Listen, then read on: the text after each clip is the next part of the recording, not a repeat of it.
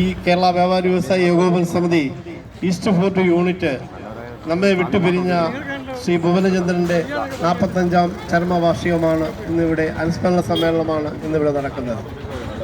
ഈ യൂണിറ്റ് അദ്ദേഹത്തിൻ്റെ ആര് തന്നെ മറന്നുപോയിട്ടുണ്ടെങ്കിലും കൃത്യമായും ഡിസംബർ 18 എന്ന് ഉള്ളത് ഭുവനചന്ദ്രൻ അനുസ്മരണ സമ്മേളനമാണെന്ന് ഓർത്ത് കൃത്യമായി ഈസ്റ്റ് ഫോർട്ട് യൂണിറ്റ് ഈ ചടങ്ങ് ഇവിടെ നടത്തി വരികയാണ്. കൂടാതെ തന്നെ ഈസ്റ്റ് ഫോർട്ട് യൂണിറ്റ് വിവിധ ക്ഷേമ പ്രവർത്തനങ്ങളും ഇന്നിവിടെ എത്തിയിട്ടുള്ള അമ്മമാർക്ക് ഭക്ഷ്യധാന്യ കിറ്റ് വിതരണവും എല്ലാം നടത്തുകയാണ്. ഈസ്റ്റ് ഫോർട്ട് യൂണിറ്റിൻ്റെ നേതൃത്വത്തിൽ വിവിധ തരം ക്ഷേമ പ്രവർത്തനങ്ങൾ നടത്തുന്നുണ്ട്. ഈ നാട്ടുകാർക്ക് വളരെ പ്രയോജനകരമായ പല കാര്യങ്ങളും ഈസ്റ്റ് ഫോർട്ട് യൂണിറ്റ് ചെയ്യുന്നുണ്ട്. അതിനോടൊപ്പം തന്നെയാണ് ഈ അനുസ്മരണ സമ്മേളനവും മുടങ്ങാതെ തന്നെ നടത്തി വരുന്നത്. ഈ യോഗത്തിൻ്റെ അധ്യക്ഷൻ ആരാധനായ ജില്ലാ പ്രസിഡന്റും ഈസ്റ്റ് ഫോർട്ട് യൂണിറ്റിൻ്റെ പ്രസിഡന്റുമായ ശ്രീ ധനീഷ്ചന്ദ്രൻ, പേരിലിരിക്കുന്ന സംസ്ഥാന ജില്ലാ ഭാരവാഹികളെ, ഈസ്റ്റ് ഫോർട്ട് യൂണിറ്റിലെ പ്രിയ വ്യാപാരി സുഹൃത്തുക്കളെ, അധികം സംസാരിക്കുന്നില്ല. ഈ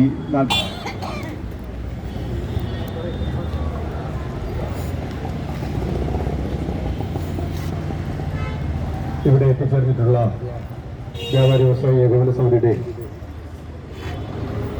ജില്ലാ സംസ്ഥാന ഭാരവാഹികൾക്കും അതുപോലെ ഇവിടെ കഴിഞ്ഞ 45 വർഷമായി നടത്തിവരുന്ന ഈ ഭുവനചന്ദ്രൻ അനുസ്മരണം എല്ലാ വർഷവും ഇവിടെ ആരൊക്കെ സൂചിപ്പിച്ചതുപോലെ തന്നെ വീട്ടുകാർ മറന്നുപോയാലും ഏകോപന സമിതി മറക്കാറില്ല എന്നുള്ളതാണ് വാസ്തവം. ഈ പത്മനാഭസ്വാമി ക്ഷേത്രത്തിന്റെ പരിസരത്ത്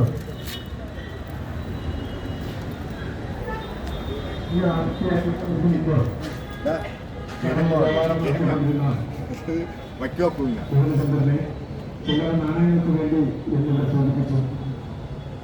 സംബന്ധിച്ചത്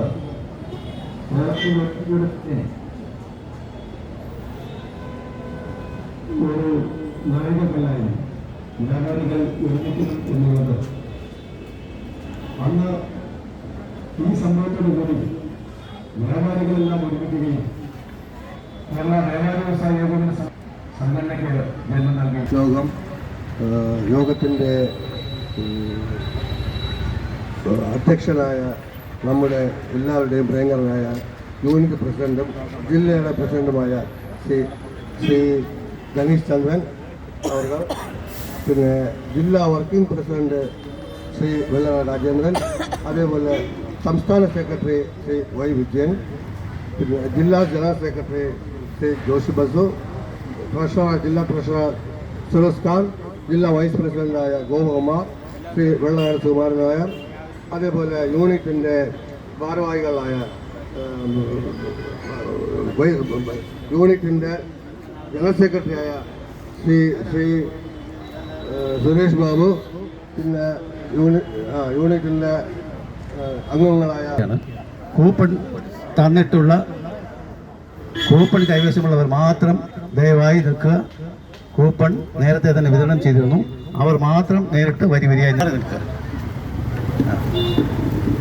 കൂപ്പൺ കൈവശമുള്ളവരെ നിൽക്കാവും, അല്ലാത്തവർ ദയവ് ചെയ്ത് മാറി നിൽക്കണം.